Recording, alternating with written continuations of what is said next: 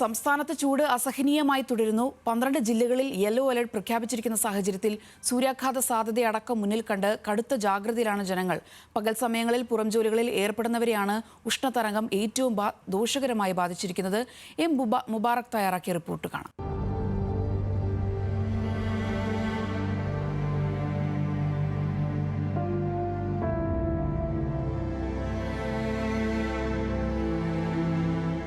കേരളം ചുട്ടുപൊള്ളുകയാണ്. 37 ഡിഗ്രിക്ക് മുകളിലാണ് പലയിടത്തും ചൂട്. പകൽ 11 മണി മുതൽ വൈകിട്ട് 3 മണി വരെ നേരിട്ട് വെയിലേൽക്കരുതെന്ന കർശന നിർദ്ദേശമുണ്ടെങ്കിലും ഉപജീവനത്തിനായി തെരുവിലിറങ്ങുന്ന പലർക്കും ഈ ജാഗ്രതാ നിർദ്ദേശം പാലിക്കാനാകാത്ത അവസ്ഥയാണ്.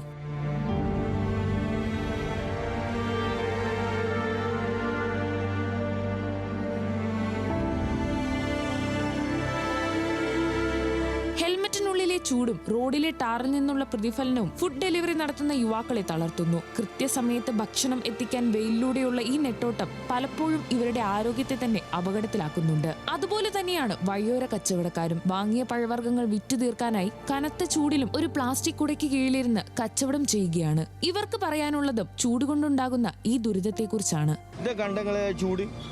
കാണുന്നുണ്ടോ എന്താ ചൂട്? അമ്മാരി ചൂടാ. പൊള്ളിട്ടതാ ഇത്. ഈ വെള്ള കളർ കാണുന്നില്ലേ? ഒക്കെ കുറുവാൻ ഇന്ന് തൊട്ടാൽ മതി അറിയാം. പിന്നെ സാധനമൊക്കെ ഇതാ ഫുള്ള് കേടായിട്ട് കിടക്കാൻ. പിന്നെ ജീവിക്കേണ്ട ഭാര്യ മക്കൾ പോട്ടണ്ടേ?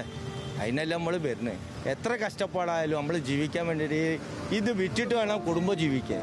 വെയിലായാലും മഴയായാലും കാറ്റായാലും നമ്മളിവിടെ തന്നെ ഉന്തുവണ്ടിയിൽ കഷ്ടപ്പെടും. ഈ പ്ലാസ്റ്റിക് കുടന്റെ കീഴിൽ നമ്മൾ ഇതിൻ്റെ ഉള്ളിൽ കൂടെയുള്ള ചൂട് നമുക്ക് അടിക്കും. ഇതിൻ്റെ ഉള്ളിൽ കൂടെ ചൂട് അടിച്ചിട്ട് നമുക്ക് സാധാരണ അപ്പോൾ ചൂടില്ലാത്ത പോലുള്ള അനുഭവം അല്ല ഇവിടെ ഉണ്ടാവുക. ചൂടോട് കൂടിയിട്ട് ചെറിയൊരു പൊള്ളല്, ഒരു ചെറിയൊരു പൊക്കളിടണ മാതിരി ഇതുവരെ ഇല്ലാത്തൊരു സംഗതിയാണ്. ആദ്യം ഹെൽത്ത് സെൻ്ററിൽ ഞാൻ പോയി. ഹെൽത്ത് സെൻ്ററിൽ പോയ സമയത്ത് അവിടെ ഓല് ഗുളിക തന്ന്. പക്ഷെ അത് ആക്കില്ലെങ്കിൽ കോളേജിലോ മറ്റോ കൊണ്ട് കാണിക്കേണ്ടി വരും എന്നോട് പറഞ്ഞു. അപ്പോൾ പിന്നെ ആ ഗുളിക കഴിച്ചിട്ട് ആക്കം കാണുന്നില്ല.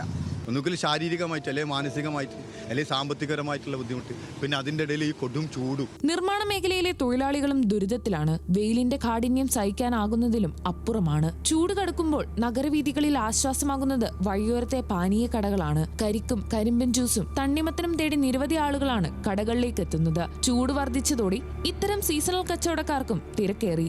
11 മണി ആവണമില്ല. രാവിലെ തുടങ്ങി ആട് വെള്ളം കുടിക്കാൻ വരാം.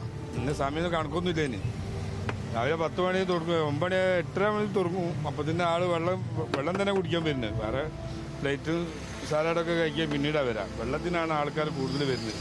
അല്ല, വെയിൽ കൊണ്ട് വരുന്ന ആൾക്കാരല്ലേ, അപ്പോൾ അവരെ ദാഹവും മാറണം, വിഷമം മാറണം. നമുക്ക് ചെറിയൊരു മാർജിൻ കിട്ടും. അത് മതി. ഉള്ളത് കൊണ്ട് പൊരുത്തപ്പെട്ടു പോവാം. അന്തരീക്ഷ താപനില ഉയരുന്നത് ആരോഗ്യ പ്രശ്നങ്ങൾക്ക് പുറമെ സംസ്ഥാനത്തിന്റെ ജലലഭ്യതയും ബാധിച്ചു തുടങ്ങിയിട്ടുണ്ട്. വരും ദിവസങ്ങളിൽ ചൂട് കൂടുമെന്നാണ് കാലാവസ്ഥാ നിരീക്ഷണ കേന്ദ്രത്തിന്റെ മുന്നറിയിപ്പ്. വരും ദിവസങ്ങളിൽ കഠിനമായ ചൂട് തുടരുമെന്നതിനാൽ നിർജ്ജലീകരണം ഒഴിവാക്കാൻ ധാരാളം വെള്ളം കുടിക്കാനും അത്യാവശ്യ ഘട്ടങ്ങളിൽ അല്ലാതെ വെയിലേൽക്കാതിരിക്കാനും ആരോഗ്യ വകുപ്പിന്റെ നിർദ്ദേശമുണ്ട്. ന്യൂസ് മലയാളം, കോഴിക്കോട്.